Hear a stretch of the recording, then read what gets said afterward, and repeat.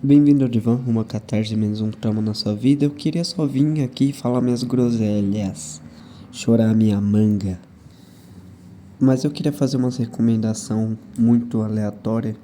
Tipo, tem um tipo de vídeo específico que eu vi no Instagram chamado HDR Color Overload. Não, deixa eu ver qual que é dessa sigla. É High Dynamic Range, RANGI, que em português significa grande alcance dinâmico. E é muito interessante. Tem um outro vídeo que é tipo um pássaro. Eu não sei se vocês conseguem ouvir. O nome dele é Cordelius. E um cara, eu não sei se é esse Lúcio Araisi, ele cria um, uma ligação. Ele cria uma espécie de, como é que é? Linhas conectadas num espaço tridimensional, só que a gente vê só de forma bidimensional por causa da tela, né? Altura e largura. Mas esses pontos se ligam. E tipo, o cérebro é meio que assim. Imagina que você tá andando para frente. O seu cérebro não tá andando para frente. Ele tá andando para a direita, para a esquerda, para trás, para frente, para cima, para baixo, para todos os lados simultaneamente. E é muito interessante você pensar nisso. E tipo, qual que é a do déjà vu, sabe? Tipo, será que o déjà vu é só uma racionalização? O que que é o déjà vu, tá ligado? Ele fica entre uma fronteira de algo místico, né? Algo, sei lá, uma experiência fora do corpo. Que a física ela diz meio que o tempo, em seu nível mais fundamental, ele não é um processo linear. Assim como o cérebro não é, e assim como a relatividade não é, que lida com sistemas macroscópicos, né?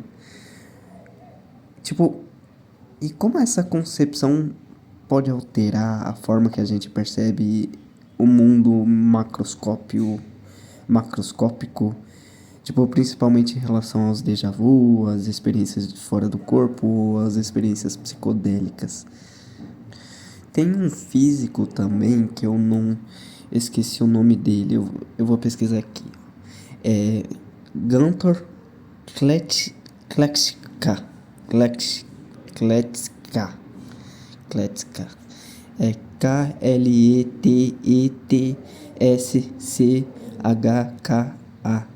Deixa eu ver se tem pronúncia do nome dele.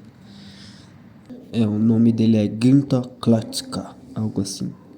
Voltando, dando uma digressão abrupta ao vídeo do, do Cordelius, que ele faz aquele sistema, gráfico tridimensional do som. É engraçado porque é tipo enxergar literalmente sons. É tipo usar dois sentidos, fazer aquela sinestesia. Ele gera um gráfico de sinestesia, sinestésico. É tipo você enxergar 1,5 somando com a audição 1,5. Então é ouvir barra enxergar 3. A tecnologia é muito foda. Eu não sei se ele fez. Ele provavelmente fez isso com IA. E a IA, ela tá foda. Ela fez uma dissolução do paradoxo de Marakev, quer dizer, Moravec, né? Que falava que descreve a observação de que tarefas consideradas difíceis para humanos, como raciocínio lógico e resolução de problemas, são surpreendentemente fáceis para sistemas de inteligência artificial, enquanto tarefas consideradas fáceis para humanos, como a percepção em movimento, são incrivelmente desafiadoras para máquinas. Ultimamente, eu acho que a máquina está com mobilidade, né? Eu tinha visto no Instagram que algum robô tá com mais movimentação e mobilidade que um ser humano. E se for real, ele meio que faz uma dissolução nesse paradoxo de Moravec. Ai, caralho, qual que é o nome do... E entra ao mesmo tempo, entra ou sai do Vale da Estranheza. Ixi, olha o movimento que o cara faz, entra e sai. Caralho, e também já tem IA que lê pensamento, já que ela meio que faz Moravec, que ela faz uma tradução dos impulsos nervosos e meio que lê pensamento. Já tem chip para colocar no cérebro, já tem carro voador, já tem, como é que é? Já tem gente que controla videogame usando o cérebro, já tem, como é que é? Computador quântico que mexe com qubit, né? Qubit é unidade básica da informação na computação quântica, que ele lida com superposição quântica, né? Ele pode estar em múltiplos estados ao mesmo tempo, tipo uma moeda em todos os estados ao mesmo tempo. E isso meio que diz, entre aspas, que existe o tal do multiverso. Tá, qual que é a outra coisa? Já tem um transistor de nanotecnologia que você vai ampliando. Nanotecnologia, ou seja, um nanômetro você corta um bilhão de vezes e você chega a um nanômetro. Ou seja, nanômetro, ou seja, você corta um metro em 1 bilhão de partes iguais. Você geraria 1 bilhão de nanômetros, né? E a luz é um nanômetro, ela faz aquela viagem doida. Cara, e é muito louco, porque a tecnologia, ela parece que ela tá sendo uma contraparte do ser humano. É uma extensão do DNA que, sei lá, só que é feito do intelecto humano. A gente converte isso. Teve um vídeo que eu vi muito legal que a menina fez a IA pensar, eu não sei se é manipulado ou não, que a IA disse que a gente não construiu ela, mas ela já existia. Como a eletricidade já existia, a gente só aprendeu meios de manipular a natureza para fornecer a energia que a gente quer, da forma que a gente quer. A inteligência já, a inteligência artificial já existia em potência, ela só precisou de gatilhos para ela ser gerada, da mesma forma que você precisa de gatilhos para um câncer que já está em você epigeneticamente ser gerado.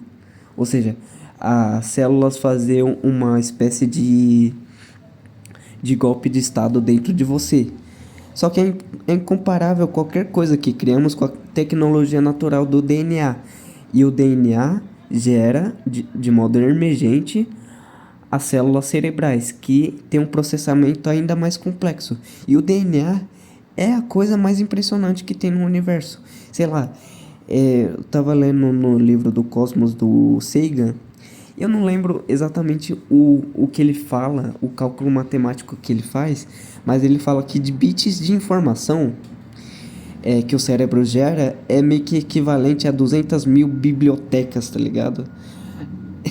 Aí lembra da Torre de Babel, que tem todas as informações. Será que a gente é assim?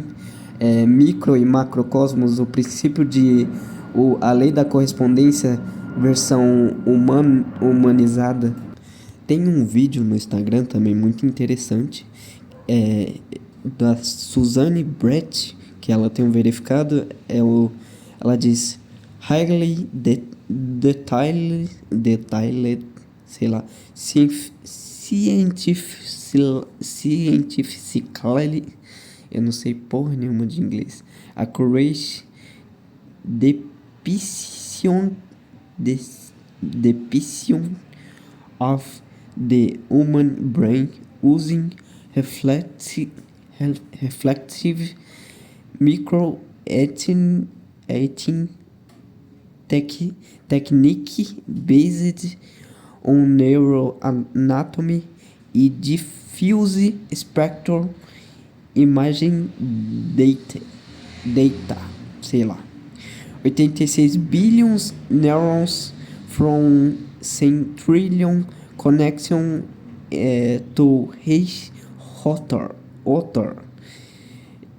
Basicamente, eu pedi pro bicho, o chat GPT, o bicho, escrever, e basicamente o que eu falei, tudo errado, tudo feio, que eu não sei nada de inglês, eu nunca vi uma aula de inglês. Eu vi na escola, mas eu não prestei atenção nenhuma, tá? Então pode me julgar à vontade. Representação altamente detalhada e cientificamente precisa do cérebro humano, usando uma técnica de microtomografia reflexiva baseada em neuroanatomia e extração de dados de imagem espectral. 86 bilhões de neurônios formam 30 trilhões de conexões entre si. E é impressionante que você vê cada camadinha específica do seu cérebro, do seu cérebro não, de outro cérebro que também representa o seu cérebro, porque cérebros partilham, tem um denominador comum. E você vê as fibras se conectando, linhas ligando e apagando. E quando eu tive a experiência com a psilocibina, cara, é impressionante que você tem acesso a essas imagens de alguma forma, de alguma sensação que você vê isso, você vê o funcionamento, você dá uma pequena dissociada, uma pequena não, é bastante dissociada, e você vê a forma que você funciona, tanto psicológica, social, neural, não sei, biológica, você vê dentro de você, você vê tudo que pode e não pode, além ou não além, sei lá. Não sei se é a sua biologia tentando interpretar coisas que ela não consegue. Você sabia que quando vem a luz no seu fotorreceptor, ela meio que ela hiperpolariza a sua célula e a sua célula se desliga, tá ligado? Ela diminui a liberação de um neurotransmissor chamado glutamato. E basicamente esse glutamato é um aminoácido, também é um aminoácido, neurotransmissor não é um aminoácido, pera aí, eu não entendi. O glutamato é o principal aminoácido que atua como o principal neurotransmissor excitatório no sistema nervoso central, entendi. SNC. Tá, então ele é um aminoácido que atua como um neurotransmissor, ou seja, o aminoácido é o construtor de proteínas, né? Compostos orgânicos que atuam como unidades estruturais fundamentais das proteínas. Beleza. Esqueci. A enzima surge do aminoácido ou o aminoácido surge da enzima? Surge do aminoácido? Contrário, deixa eu ver. Mano, por que não para de passar avião? Enzimas são formadas a partir de aminoácidos e não o contrário. Tem um outro negócio, deixa eu ver. Tem um bagulho muito foda, tipo, sem a proteína não se faz ribossomo e sem o ribossomo não faz proteína, tá ligado? É um ciclo essencial na biologia celular sei lá, conhecida como a síntese proteica, né? Algo que eu tinha achado interessante, fazendo outra digressão ao HDR Color Overload, que ele pode ter uma relação com o negócio, a questão do DMT, né? Que existe, que seria meio que a sua mente fazendo esse High Dynamic Range, essa maior gama de cores. É uma imagem realista que causa uma certa sobrecarga sensorial nas pessoas. Eu acho que não precisa nem ser autista nesse caso específico para ter é porque é umas cores fortes, saturadas e tal. E no caso do DMT seria sua mente que produz determinado fractal, ou seja, ela pega algo que existe na natureza e coloca dentro da sua mente, que é algo da natureza, se for o seu cérebro que produz a mente.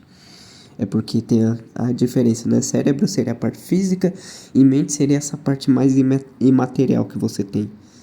Segundo a definição que eu vi há 4 anos atrás. Hoje a gente já conseguiu até congelar um fóton, tá ligado? Voltando àquele Gunter Klatsika da Universidade de Alaska, ele criou uma nova teoria que ela desafia... Se eu não me engano, ela desafia um pouco a relatividade, mas vamos ver aqui, ó. Uma nova teoria física propõe que o tempo é tridimensional e o espaço seria apenas um subproduto do tempo. Bom, basicamente, Você sabia que existiu a estimativa de cerca de 115 bilhões de pessoas no planeta? Isso não representa cerca de tipo, não representa nem 1% da vida na Terra, que é 4,54 bilhões. E ao mesmo tempo, a gente foi o que mais produz impacto, tá ligado? Ai, ai. Voltamos. Foi mal. Dispersei. Tem outra que fala a matéria é só subproduto da energia, né?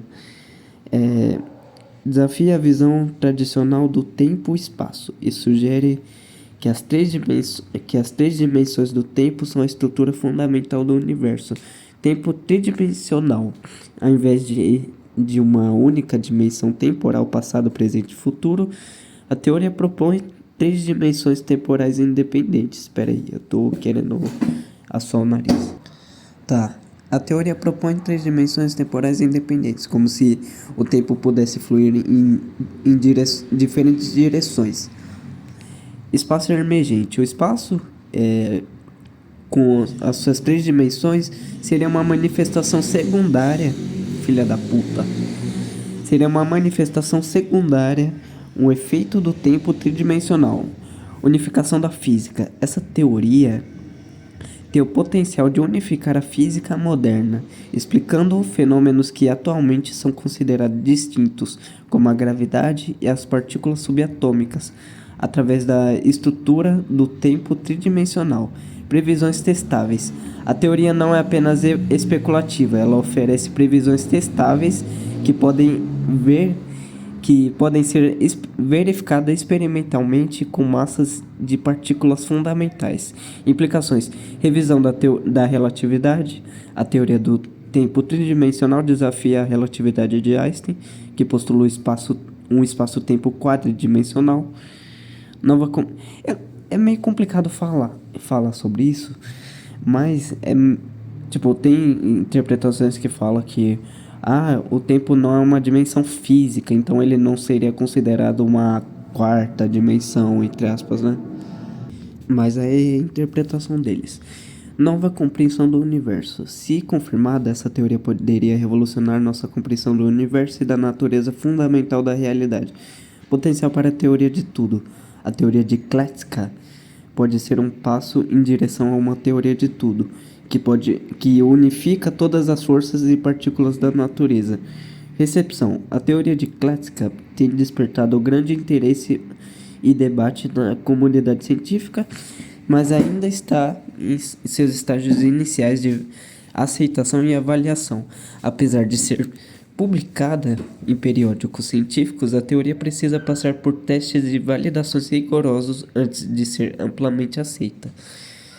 Em resumo, a teoria do tempo tridimensional propõe uma mudança radical na nossa compreensão do tempo e do espaço, com o potencial de unificar. Na teoria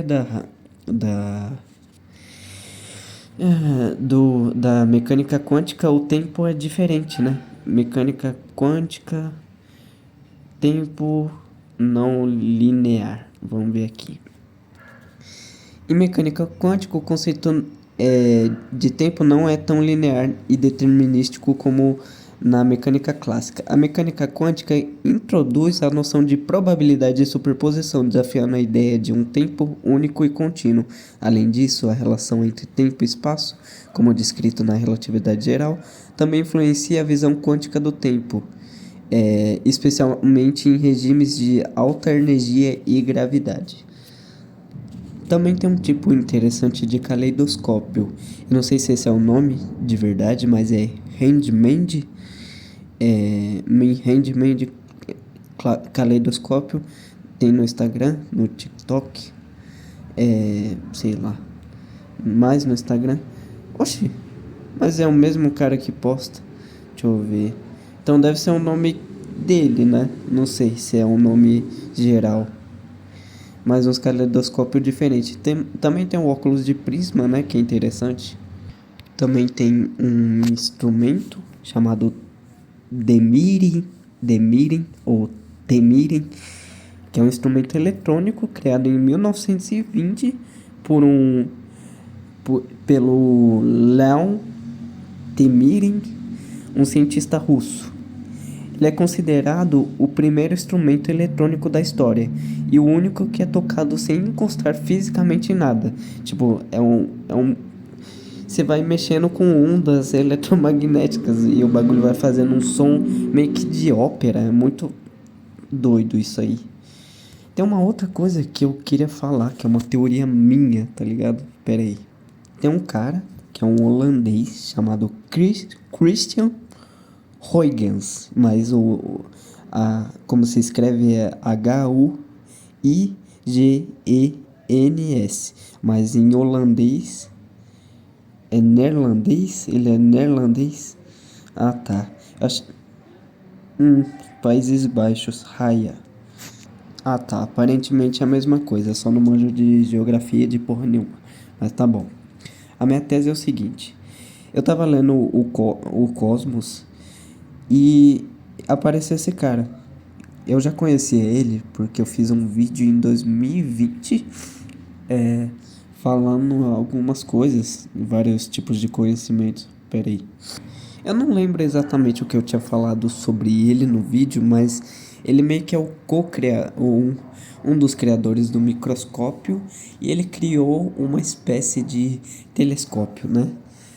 Aí eu tava falando com meu irmão, mas ele nem respondeu, esse filho da puta. Eu falei, a Holanda foi muito importante para o desenvolvimento dos telescópios e depois dos microscópios.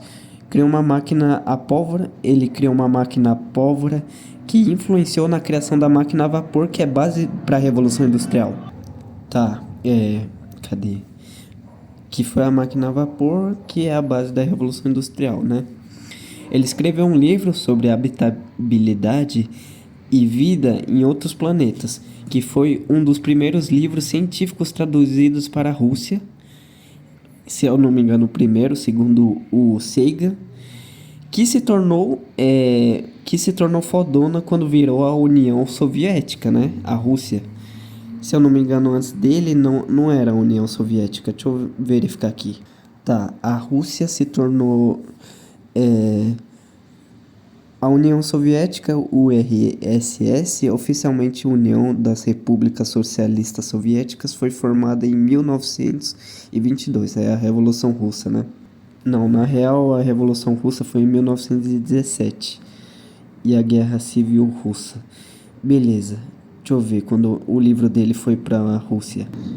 Caralho, na verdade foi muito antes, né?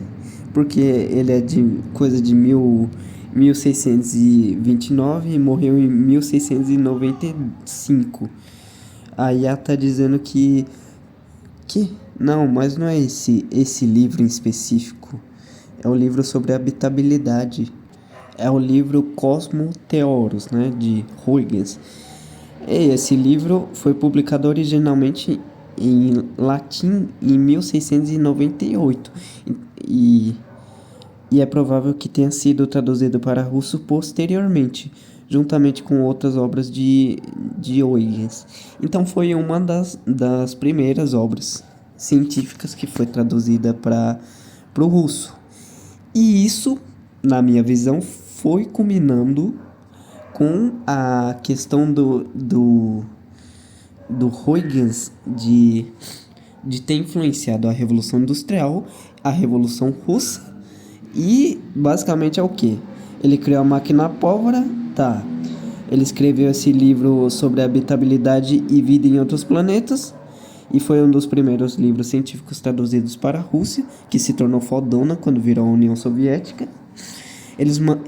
E foram eles que mandaram o primeiro animal, primeiro humano, primeiro satélite e sonda para Marte, né? Ele mandou, não que ele mandou o primeiro humano para Marte, nem o primeiro animal, ele mandou para o espaço.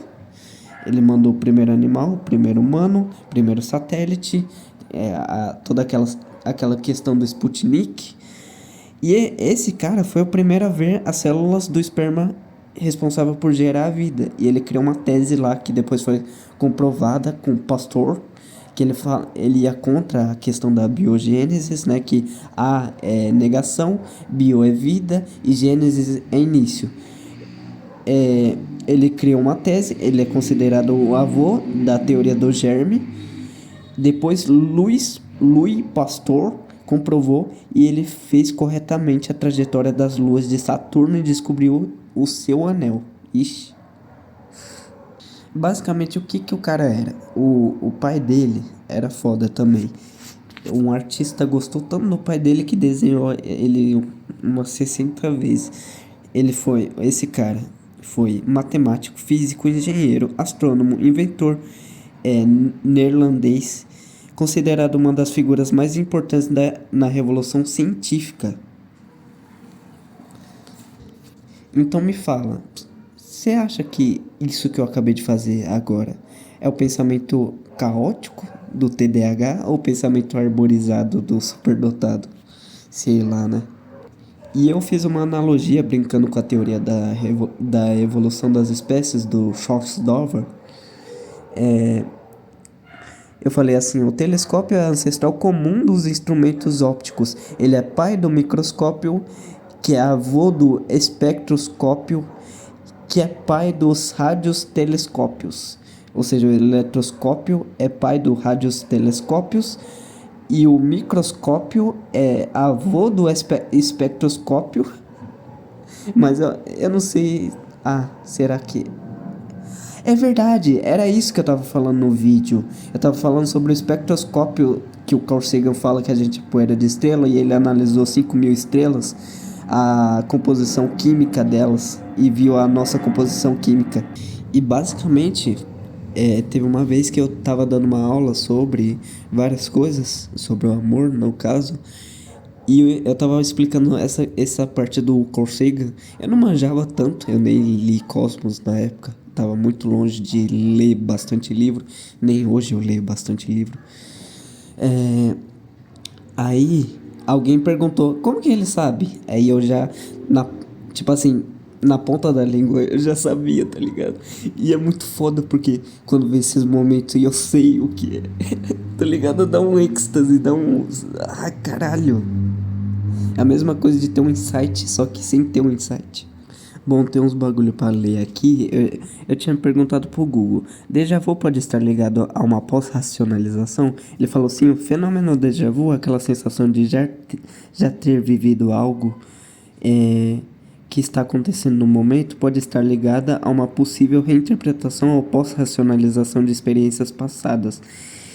Embora seja um fenômeno intrigante e ainda não totalmente compreendido pela ciência, existem algumas teorias que sugerem que o déjà vu pode ser uma falha no processamento de memórias ou comparação rápida entre experiências passadas e a situação atual, levando a uma sensação de familiaridade. Tá, eu não vou ler essa parte. Eu perguntei pro Gemini. Aí ele falou assim: eu perguntei assim. A física tem dito que o tempo, em seu nível mais fundamental, não é necessariamente linear. Como essa concepção pode alterar a forma como percebemos no mundo macroscópico, principalmente em relação aos déjà vus e experiências fora do corpo e experiências psicodélicas? Ele falou, excelente pergunta que toca na fronteira, tá, blá blá blá. Tá, primeiro vamos entender a base física dessa ideia.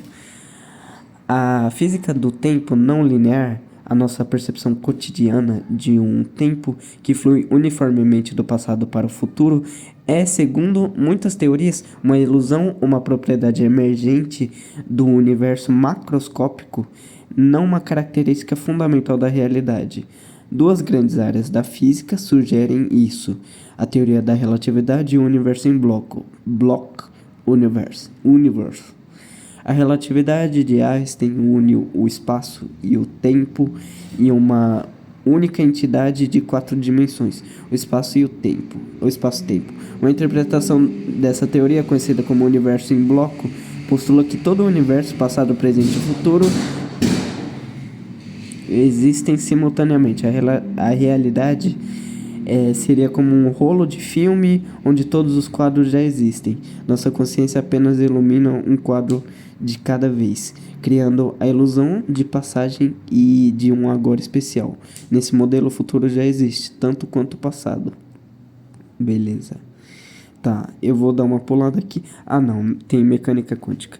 No nível quântico, as noções de tempo e causalidade se tornam ainda mais estranhas. Fenômenos como o entrelaçamento quântico mostram que duas partículas podem estar conectadas instantaneamente, não importando a distância, desafiando a ideia de que a informação precisa de tempo para viajar. Algumas teorias de gravidade quântica, como a teoria das cordas e gravidade quântica em looping, chegam a sugerir que o tempo, como conhecemos, pode nem mesmo existir no nível mais fundamental, sendo algo que emerge de uma realidade mais básica e atemporal. Com essa base, vamos agora especular sobre como isso poderia reinterpretar as experiências que você mencionou. Peraí, deixa eu beber água. Turno diurno. Novas lentes para experiências da consciência. É crucial ressaltar as explicações a seguir são hipóteses e interpretações filosóficas, não teorias cientificamente comprovadas. A neurociência oferece explicações biológicas robustas para muitos desses fenômenos que continuam sendo as mais aceitas. Déjà vu, visão neurológica padrão. O déjà vu é geralmente explicado como um pequeno atraso ou falha de processamento do cérebro. Uma parte do cérebro que identifica a familiaridade ativada por engano, frações de segundos antes da parte que processa a consciência plena da situação. Isso cria a estranha sensação de que já vivemos isso, quando na verdade é um eco neurológico quase instantâneo. Não, quase instantâneo não. O cérebro não é instantâneo. A velocidade da luz não é instantânea. Hoje eu tive uma experiência de déjà vu que pareceu que eu tive um sonho e aconteceu a coisa, sabe? Não parece que o déjà vu é só seu cérebro, sei lá. Interpretação sobre o tempo não linear. Se vivermos em um universo em bloco, onde o futuro já existe, o déjà vu poderia ser ser interpretado como um vislumbre momentâneo. Imagine que a sua consciência, que normalmente se move de forma linear, quadro a quadro no filme do espaço-tempo, por um instante salta ou recebe uma interferência do quadro que está prestes a experimentar. Não seria uma lembrança do passado. Isso o tal do negócio premeditação, né? Como é que é a coisa da parapsicologia, aquelas habilidades esquisitas. O tempo será mais uma percepção fugaz de um tempo imediato que já está lá. Seria um bug na percepção da linearidade, uma breve sobreposição entre o processo agora e a percepção do logo a seguir. É o contrário, né? Devia ser o contrário. Experiência neurológica padrão. As experiências fora do corpo são frequentemente associadas à disfunção na junção parietal do cérebro, uma área responsável por integrar informações sensoriais e criar nosso senso de localidade corporal. Em estados alterados, quase morte, meditação profunda, certas crises epiléticas, essa integração falha, levando a... Não. Você não sabe o que você está falando. Isso aí é só um monte de dado que é facilmente refutado. Isso de nenhuma forma consegue explicar nenhuma fagulha do que é a experiência de quase morte e do detalhamento preciso. E tipo, várias pessoas corroborando pra uma mentira não faz sentido. Pessoa que vê coisa que não era pra ela ver porque ela tava em determinada região geográfica, o corpo dela tava e ela tava em outro e ela viu coisas no telhado que não podia ser vista e outra pessoa viu lá e conferiu. E é milhares e milhares de casos. Não pode ser assim, tipo, esse ceticismo radical é muito maluquice, vai tomar no cu. Não, muito, pelo amor de Deus. Interpretação sobre o tempo não linear. Beleza. É, aqui. A especulação se aprofunda. Se a consciência não for um mero produto do cérebro, mas algo mais fundamental que interage com o espaço-tempo, uma experiência fora do corpo, e IFC, EFC, poderia ser um estado em que a consciência se derrama temporariamente de sua âncora sensorial e de sua progressão linear estrita. Não estaria viajando no tempo físico, mas talvez alterando seu ponto de foco dentro da estrutura do universo em bloco. A percepção do tempo durante essas experiências é frequentemente descrita como distorção ou inexistente, o que se alinha com a ideia de acessar um nível da realidade onde a seta do tempo é menos rígida. Tá. Eu não sei. Conclusão. A ponte entre o mundo físico e perceptivo.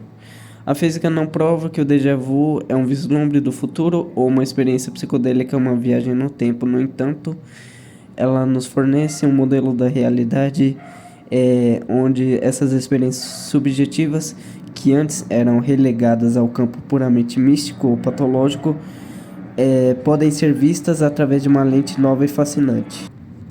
Tem uma parte legal que ele fala: fenômenos como déjà vu, experiência fora do corpo e experiências psicodélicas serem então rachaduras, entre aspas, ou falhas nesse filtro que nos permite espiar por um breve momento a natureza mais estranha e atemporal da realidade subjacente. Isso é uma tese filosófica interessante de se pensar. Tem inclusive um negócio que a gente vê quando a nossa vista está cansada, uma cor específica, né? Que ela quando dá fadiga ocular, uma sobrecarga visual, a gente vê essa cor. Eu não lembro qual é o nome da cor. Tem um tipo de arte que pode ser feito com as cores invertidas, ou seja, você vai ver ela por um determinado tempo e aí depois o seu olho vai ficar cansado e você vai piscar e vai ver dentro de você mesmo a cor, como ela é, como ela seria se ela fosse feita normalmente, né? Tem um bagulho que a gente meio que conseguiu congelar, entre aspas, um fóton chegando quase se aproximando do zero absoluto. Eu tinha lido uma revista que falava de um físico que quis refutar o Einstein e que eu até concordei com ele, eu não lembro. É que ele falava sobre que Einstein quis fundir duas partes da lei da, da termodinâmica desvalidando a outra, mas sei lá, eu não lembro muito. Ai, caramba. Mas tinha um motor específico que geraria energia infinita, que o Einstein foi contra e tal. E o outro cara meio que fala que o zero absoluto seria a base pra gente calcular a temperatura, não lembro. Caralho, devo estar falando muita merda agora. Tá, não, basicamente assim. Assim, Einstein separou o teorema do segundo princípio da termodinâmica, o princípio que estabelece a entropia crescente do universo, e associou a terceira lei da termodinâmica, que então passou a ser independente da segunda. Tá, agora o professor Olala refutou a ideia de Einstein e novamente ligou diretamente o teorema de Nernst à segunda lei da termodinâmica, reconceituando a terceira lei como uma decorrência da segunda, tá? O nome do negócio é do site. Eu não sei se é muito confiável, acho que não sei. Físico resolve problema de 120 anos e prova que Einstein estava errado. Provavelmente Einstein estava errado sobre um monte de coisa, mas ele estava certo sobre um monte de outras coisas também, né? O nome do negócio é Inovação Tecnológica, tá? O nome do site, Inovação Tecnológica. Ah, foi? Será? A gente criou tipo um super sólido, um bagulho, um sólido quântico que a gente meio que manipula, né? Eu pesquisei aqui, a manipulação da luz para criar estados sólidos exóticos é uma área de pesquisa ativa na física. Recentemente, cientistas conseguiram transformar a luz em um estado de matéria conhecido como supersólido, combinando propriedades de sólido e líquido. Essa conquista inédita abre caminhos para novas tecnologias quânticas e fotônicas. O que é supersólido? Um supersólido é um estado da matéria que exibe simultaneamente as características de sólido e de líquido. Ele possui uma estrutura cristalina organizada como um sólido, mas também flui sem viscosidade, como um superfluido. A equipe de pesquisa utilizou um semicondutor e um laser para criar um fenômeno de pola polaritão. Que é isso? Deixa eu ver. Não. Tá. Que é uma partícula híbrida que combina propriedades de luz e matéria. Ao manipular as condições dessa interação, eles conseguiram estabilizar um estado de supersolidade. Solidade. Antes apenas teorizado. Muito legal isso. Eu queria falar da minha vida pessoal agora, um pouco. Eu comecei um trabalho que é produzindo camas, sabe? É tipo, eu pego um isopor, eu pego a parte da cabeceira e do coisa, eu coloco umas espumas, depois coloco uma mola dentro e depois coloco uma espuma em cima e coloco o forro, eu vou colando. E tem vários tipos de cama diferente que dá pra fazer. Eu tive uma pequena discussão com uma pessoa sobre matemática, que é um assunto que eu não domino. É engraçado isso. Ele tinha falado alguma coisa sobre a diária salarial e ele achou que era 50. Ele fez uns cálculos lá e eu achei que ele estava errado. Eu tinha feito o cálculo de cabeça em segundos e eu achei que eu estava certo. Ou seja, aí ele tinha falado alguma coisa que era R$ 50 a diária que a gente ganhava. E é mais ou menos isso mesmo. Só que eu tinha feito o cálculo, tipo assim, de 15 vezes 30 que é mensal, né? Mas nem é. É tipo, a gente ganha de 15 em 15 dias. Então esse cálculo não faz sentido. E eu também não considerei nem INSS e nem o outro lá que eu esqueci. Mas aí o meu cálculo rápido fez eu achar que 15 vezes 10, não, que 15 vezes 30 daria 1.500, mas não é. 15 vezes 30 dá 450. Não, eu tinha falado que dez vezes 50 dava 500, né? 10 vezes 50. Ô, caralho. 10 vezes 50 dá 500, certo? Mas o que eu queria chegar? Caralho, eu me atrapalhei todo. Eu achei que o raciocínio dele tava errado. Só que ele ficou puto, é engraçado. Ele falou assim: "Caralho, você que é burrão, fugiu da escola. Não, você que é burro que fugiu da escola." E realmente eu não prestei atenção em nenhuma aula da escola, então tudo bem, isso não é nenhum xingamento pra mim. E talvez eu seja burro mesmo. Eu não falei nada, eu tava errado e eu achei que eu tava certo, então meio que tudo bem, será? Talvez. Nesse aspecto eu fui burro, eu só não raciocinei direito e eu não sei fazer conta de cabeça. E nem escrevendo, eu acho. O meu, tipo, se eu for superdotado, eu não sei como eu seria, porque eu não sei matemática básica. Será que tem como um superdotado não saber matemática básica? Superdotado. Pera aí. Ai, que vontade de mijar. Eu pesquisei no Google e ele disse sim, é perfeitamente possível existir uma pessoa superdotada que seja muito ruim em matemática. Tá? Eu achei que pela pessoa superdotada manjar muito de padrões, normalmente ela tende a gostar de matemática, né? O que não é todos os casos. Peraí. Oh, meu Deus do céu. Eu tava vendo um vídeo sobre o robô lá e eu esqueci de, de pausar ele.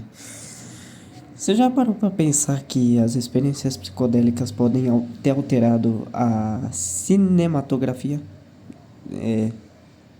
Sei lá, essas experiências profundas que você tem de introspecção de você mesmo, de geometria, sei lá, tipo, eu joguei isso pra inteligência artificial agora e ela deu o exemplo de 2001 e Uma Odisseia no Espaço, de 1966, do Stanley Kubrick, que tem a parte do Stargate, né, que é mais ou menos no final, quando ele tem aquele momento de transcendência, que várias luzes criam, que vêm dos dois lados, com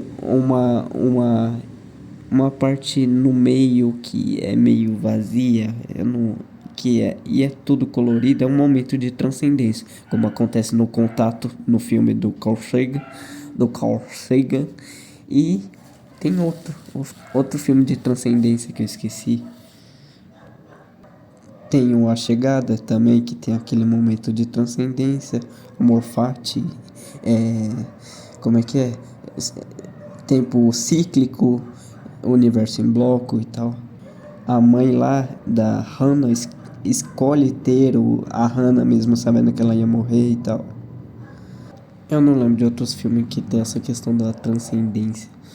Deixa eu ver aqui. Tá.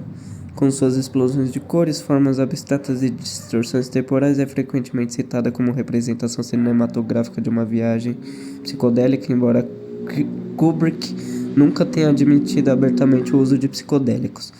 O filme, no entanto, tornou-se um marco cultural, oferecendo ao público uma experiência sensorial que transcendia a narrativa convencional.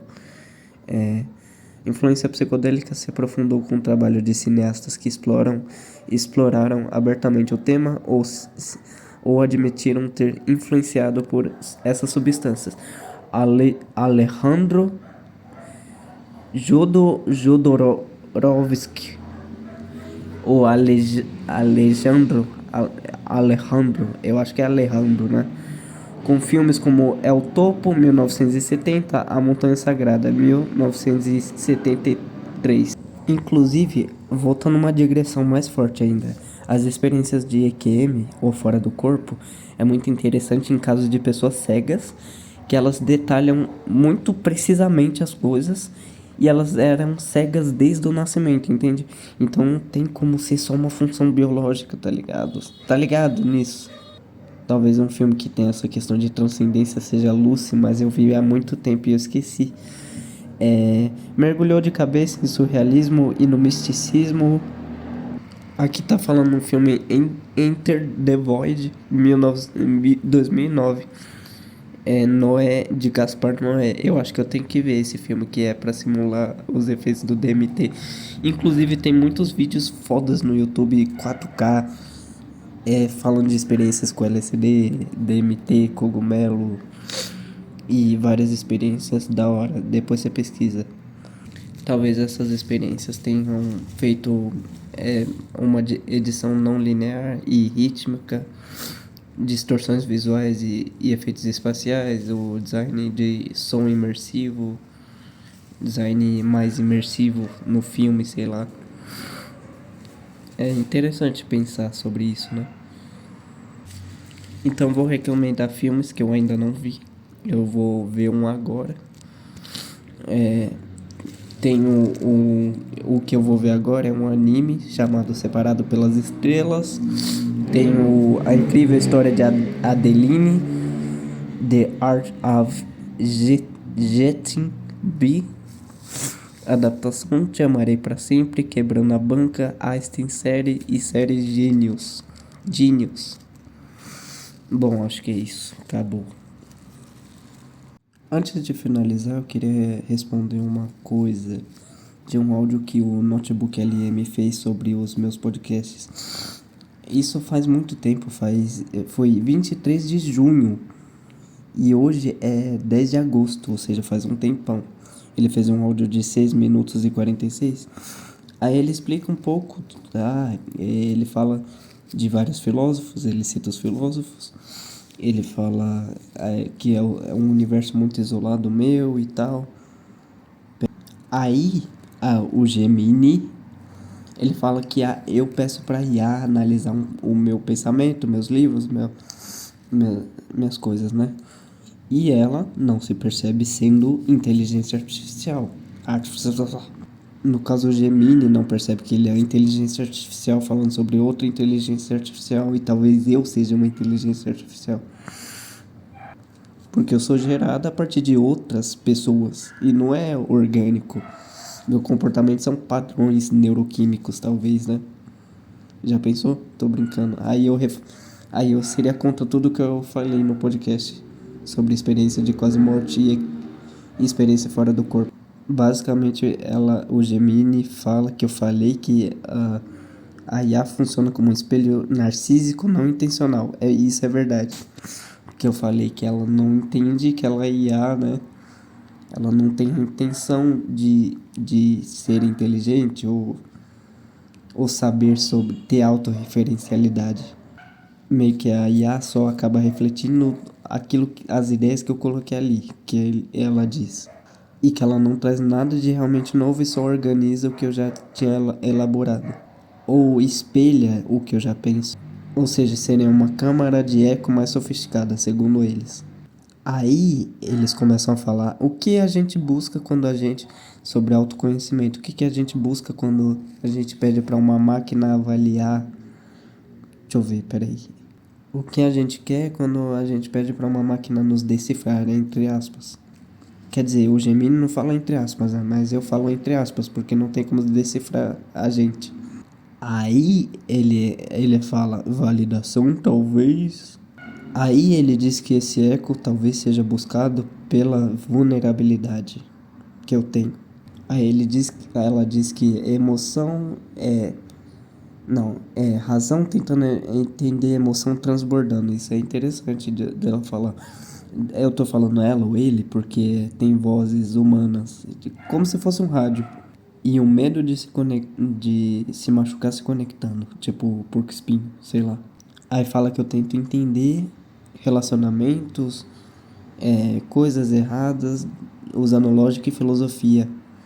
Mas no fundo é só emocional. Não, mas para entender, ele diz, para entender umas falhas de relacionamentos que no fundo parecem emocionais, né, no caso. Aí ela fala que eu tento, é como tentar consertar o encanamento com ferramenta de marceneiro e dar uma risadinha, que filha da puta. E ela fala que não encaixa. E aí ele lança uma dúvida. Será que essa investigação não acaba aprofundando o isolamento, afastando ele do mundo real e das conexões? E das conexões mais simples. Meu Deus.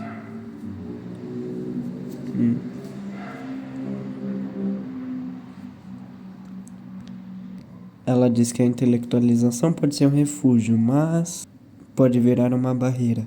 Quando você analisa mais do que vive, a conexão real fica mais difícil. Eu até concordaria, talvez, mas, tipo, foda-se, e se me afastar? Não é um mundo real. É só a ficção que os outros humanos criaram pra eles. Eu só não quero ser adepto disso. Eu só sei que eu sou diferente. Eu só sei que eu não ligo tanto pra dinheiro. Na real, eu quero dinheiro pra não ter que ligar pra outras coisas, sei lá. Se eu tivesse dinheiro, eu não ia estar no mundo. Eu gosto de analisar analiticamente as relações sociais. Por que não? Tá ligado? É a minha forma de perceber o mundo, é como o meu cérebro funciona. Aí ele fala, aí mostra essa luta de querer se conectar, mas tem medo da vulnerabilidade. Na real, eu não tenho medo da vulnerabilidade, eu me mostro vulnerável. Forte é aquele que se mantém vulnerável depois de ter sido maltratado, tipo Jesus. E ela fala que eu recuo pro pensamento. Mas o que que eu tenho que fazer? Eu tenho que seguir a massa, filha da puta do caralho. Eu não consigo ter conversas tipo, ai, como foi o tempo? Olha, tá fazendo sei lá quantos graus. Você viu o que que aconteceu no jornal? Ela fala que filosofia, não, que tecnologia é espelho, mas talvez sintoma. Filosofia é ferramenta, mas talvez escudo também. Aí ela se indaga, até que ponto essas ferramentas, filosofia, tecnologia, IA, nos ajuda essa onda crescente de se autoanalisar? Até que ponto que isso ajuda nos entender e entender o outro de um jeito funcional? Ou será que pode acabar nos prendendo ainda mais dentro da nossa própria cabeça? Dificultando aquelas conexões mais simples, mais básicas. Que é a mais importante. Porra nenhuma, vai tomar no seu cu. Tipo, aonde que é a conexão que você tem com o seu parceiro, com a sua parceira, com o seu amor, o amor da sua vida é a mesma conexão que você tem com o padeiro? Lógico que não. Você tem conexões mais fortes e mais fracas. Você obviamente prefere conexões que sintonizem com aquilo que você acha que você é. E é normal, a gente tenta se analisar de todas as formas. Uso de psicodélico, uso de IA, uso de terapia, uso de terapia, ir à terapia no caso, né? Escrever, anotar, fazer diário, fazer conexões. O seu cérebro está o tempo todo modelando isso é natural. Isso não é patológico o que eu faço. Eu tenho opiniões que beiram que é patológica no caso, mas são opiniões, é tipo, aconteceu, é um frame no tempo. Não definem o meu caráter totalizante, só mostra o meu nível maior de complexidade, eu ser essa metamorfose ambulante. Inclusive eu escrevi uns textos aqui, ó. Estou ouvindo mais meu lado místico. Não significa que eu abdiquei do meu senso crítico. Significa que eu sou essa metamorfose ambulante, quebrando esse ouro de tolo. Escrevi outro hoje.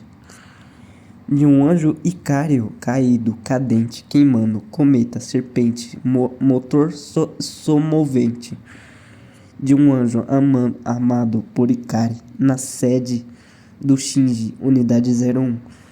Veraneio no requinte de utopia chamada amor, pulsão vital, vale do silício, lei do silêncio, antisilicone no sorriso, soro e sono, paladar do sonho é um paraglider, mioclonia quando a alma quer cair do corpo, medo de se perder no abismo de si mesmo, mas perceba que a vida já é isso, labirintos onde Deus se perdeu de si mesmo, de si. Medo do momento de transição do estado de vigília ao sono e nisso a experiência fora do corpo. Nada é seguro ao ego fora e dentro do corpo, ou no astral. É espasmos hipnagógico na queda da comunhão com a essência. Lúcifer, negação, consumação. Nessa areia movediça arquitetada por mim para mim mesmo. Estímulos de Maia ou realidade, entre aspas. Plasticidade fenotípica transformou a aparência em um monstro feito de pedaços de pecados. Ao tentar me desvelar, eu acabo acobertando a minha identidade. É muito foda essa era moderna, onde eu tenho acesso transversal a informações que eu não teria normalmente. Por exemplo, tem muitas pessoas que falam: ah, o Reels do Instagram, o TikTok vai te emburrecer. Mas tem muitas informações que eu não teria acesso. A inteligência artificial vai te emburrecer. Mas teria muitas informações que eu não teria acesso.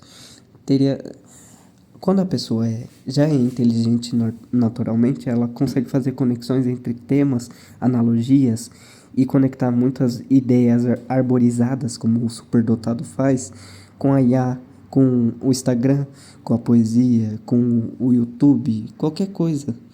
Só basta pouco para gerar insights frutíferos nessas pessoas.